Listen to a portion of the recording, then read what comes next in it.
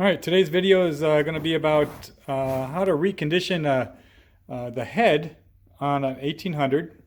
This is out of a 1977 MGB, and you can see it's a little rusty in there. It had some issues. This particular engine had been sitting for 23 years with a blown head gasket, so a lot of the bearings and whatnot on the lower end, including the camshaft, all need to be replaced because of rust. But because this is on the top end, aside from some heat damage and some other issues, we tested it. It's not warped or cracked or anything. So we're just going to clean it up and reassemble it and lap the valves. Maybe put some roller rockers in so we can get a little bit more horsepower out of that. But I think we'll probably put a little bit better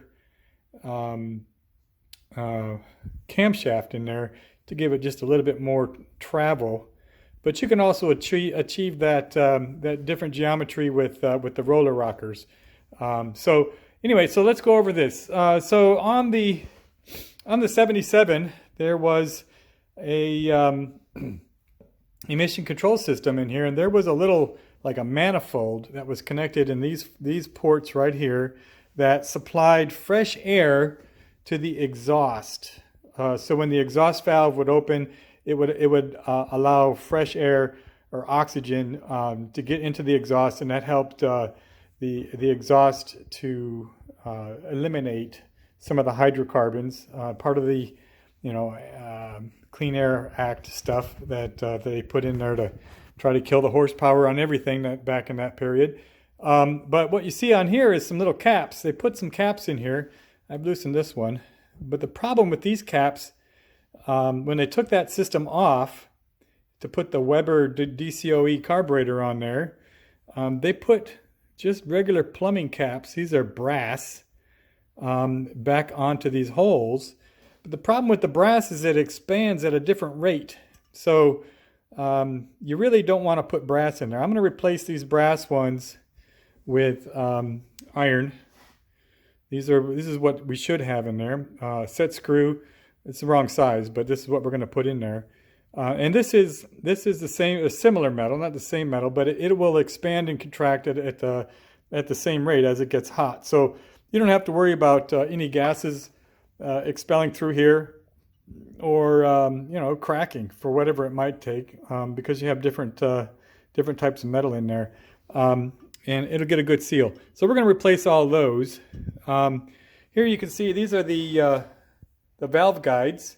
This car actually had evidence that it had a valve job done on it prior to it overheating and eventually being parked. But these valve guides are in really good shape. One of the problems with this car in particular was that whoever did the valve job before didn't replace the valve seal, which sits on top of the valve guide right here. And one of the other problems that we had with this, here's all the valves we took out of there. The larger ones are the exhaust valves, or I'm sorry, the intake valves. And you can see there was a lot of buildup and carbon in there. All this stuff needs to come out. Can you imagine that, trying to open and close that? It's unbalanced for one thing. Second of all, it'll create a heat well, and these valves do have to endure a lot of heat when they're in the combustion chamber. And when you got all this crud built up on there, A, it's not gonna the air is not gonna flow very well, and B, you're gonna get a lot of heat buildup. So heat was a big problem in this car, and we're gonna take care of that. We're gonna clean all these valves up. One of the tricks that you can do when you're cleaning a valve is just to put it into a drill press. Here you can see this one. I've already started cleaning it up. It's getting nice and clean. The thing that you want to avoid is using any abrasives that are stronger than the metal that the valve is made out of. So what I'm using on this when I'm cleaning it is rotating it slowly in the drill press and using a copper wire brush. Copper versus stainless steel is a little more malleable, and it will give rather than take metal when you're spinning something. The whole idea behind this is just to clean it up. We don't want to change any of the geometry on this valve surface right here. This is the sealing surface, this little edge. These valves are not in bad shape. There's no pitting, there's no actual heat damage that looks like it's permanent. I don't know if I can get a good focus. There we go. See, these are not in bad shape. But yeah, so you know, run the drill press, get a copper wire brush, and clean that stuff off. Just kind of give it a. You can see the stuff flinging off of it. It's going to clean up really good this way.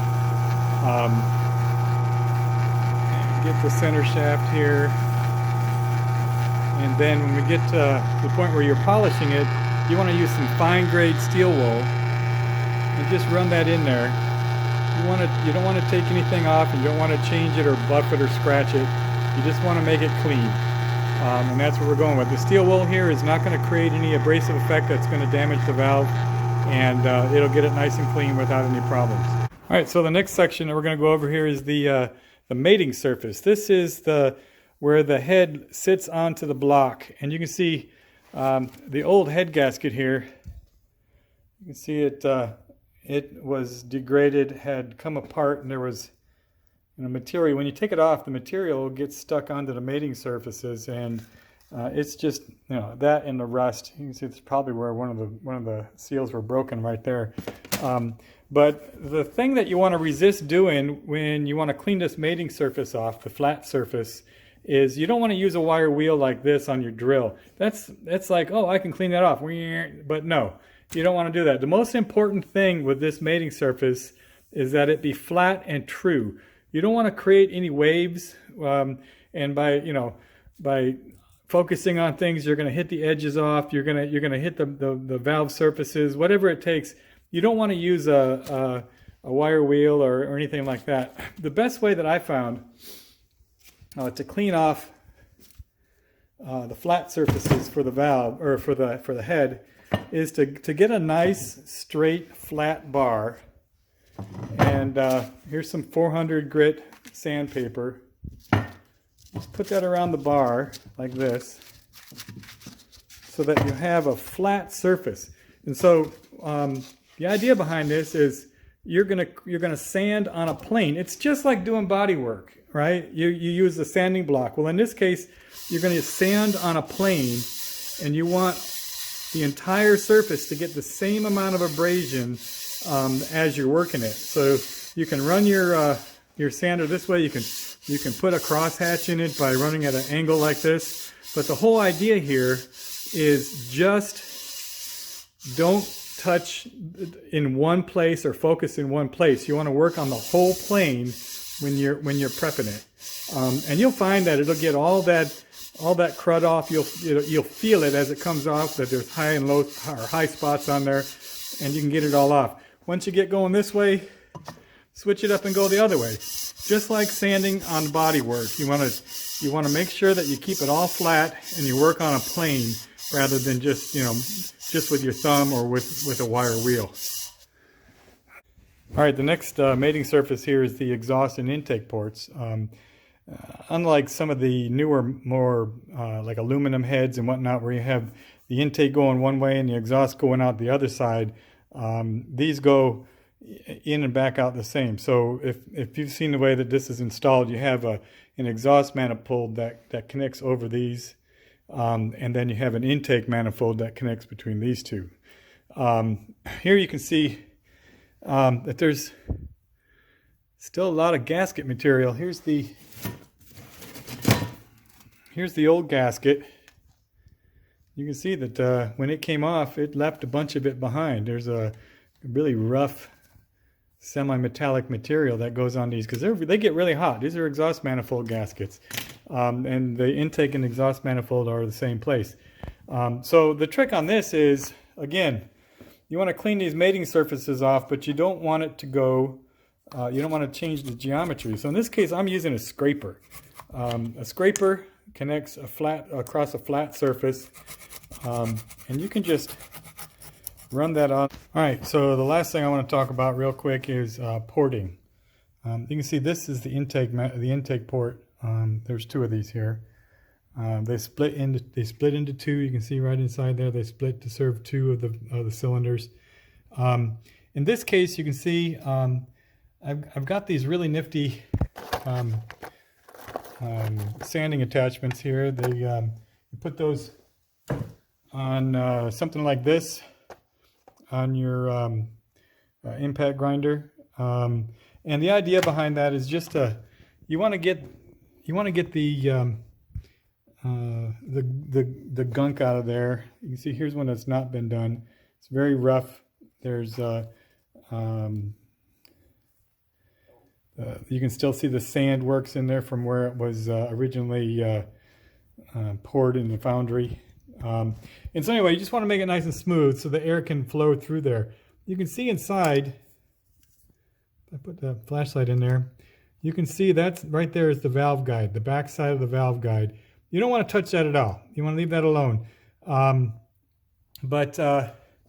There's, you just want to get it nice and clean. Sometimes they talk about, you take the gasket and you put it over there and you want to match the hole so that the gasket's the same size of the hole. Well, you can see, whoops, come on off you.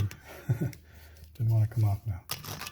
Okay, so, but you can see, in this case, this is how much material you would take off of the exhaust port to make that the same size as the gasket. I'm not going to do that. I'm just going to polish it up, make it so that the air will flow really nice in there, and remove any casting imperfections. There was quite a few on this back wall back here, and I found in the combustion chamber right here there was a burr right there next to where the spark plug would have been firing off, and I sanded that off. There was another one backside here. There was another one back along the back side. Anyway, just inspect all of these castings and look for any imperfections or burrs that would reduce the airflow or anything in the combustion chamber area in here that would cause a hot spot. You don't want pre-ignition. You don't want to have the spark initiate before the spark plug does. And getting rid of those hot spots will help you to make sure that the timing and everything is working. When you're grinding, be very cautious of this valve seat. And again, you can see these valve seats are not in bad shape. We don't need a valve job on this. It seems that they're still in really good shape. But when you're grinding and getting all that, you don't want to get your grinding on this because that'll be a big problem. Once we get all this done, I'm gonna lap the valves. I have this. It's like a paste, and you put the valve in there and you rub them back and forth, and it helps to make that surface made up really nice. And then I'll do a leak check to make sure that there's no leakage back and forth between the valves and the ports. The last thing on this 77, this right here is an exhaust port. And remember on the other side I was talking about how it had a manifold to allow fresh air to come in through the exhaust ports. Well, this is where that air was introduced, and it has a little nib. I don't know if you can see that. There's a little nib right there, and there all of the exhaust ports have one. I am going to drill those back flush because we're plugging them on the other side. I don't want to have the obstruction on this side, so I'm gonna drill those back because we don't intend on putting the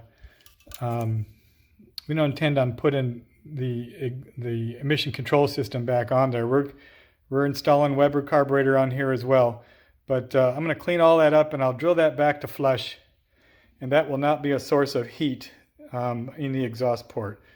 So anyway, that's a look at the head. Things that I'm going to do, things that I have started working on. I don't want to spend a lot of time on a video showing you how I do it, but I just wanted to go over what my goals are and how we're going to recondition this to make it work once we get the engine going back together again. Just a quick review. Mating surface, you want to run on a flat with a block when you're sanding that to make sure, with a very fine grade sandpaper, to make sure that you don't cause any dents or pits when you're cleaning up any of the old crap from the bad gasket that came off. Going to look for little hot spots, any kind of imperfections in casting. We're going to port this out, clean up all this, and then we're going to get all the carbon and all of the crud that's built up on these valves and clean them up using softer metal wire brush and some steel wool. This will make it really nice and smooth, and we won't have any of that crud on there anymore. So that's what I've got working on this week. I'll check back with you once I start reassembling.